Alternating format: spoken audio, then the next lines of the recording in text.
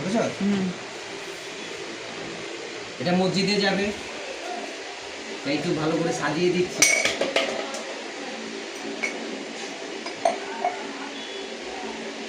একটা করে চামিচ দিয়ে দেবো তুমি। হ্যাঁ, বিসমিল্লাহ বলেছো? হ্যাঁ।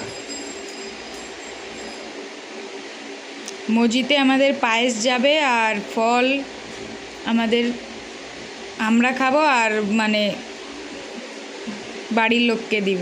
হ্যাঁ, ঠিক আছে।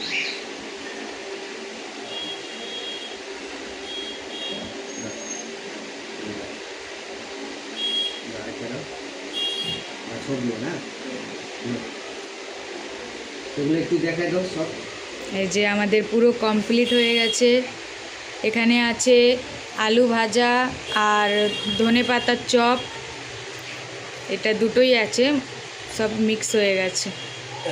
এই জন্য এই যে দেখতে পাচ্ছেন? হ্যাঁ। আর ভিতরে আছে। হ্যাঁ, আর এটা আছে ছোলা আর এইসব ফল অনেকগুলা। ফলগুলো ভালো করে দেখা দাও।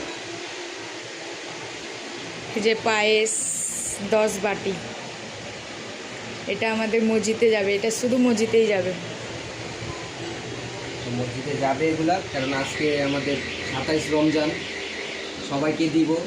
মসজিদে দিব ক্ষীর, আর মসজিদে অনেক ফল দেওয়া থাকে, এই জন্য ফল আমি দিব না, আমি ক্ষীর দিয়ে দিচ্ছি, কারণ অনেকেই ফল দেয়। আর এগুলো আমরা সবাই মিলে খাবো, এবং আমাদের বাড়িতে আছে কিছু লোক, ওনাদেরকে দিব।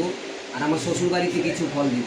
আর আমার বোন ছোট ভাগ্নিরা আসছে, তো সবাই একসাথে মিলে আমাদের ছাদে ইফতার করবো আজকে।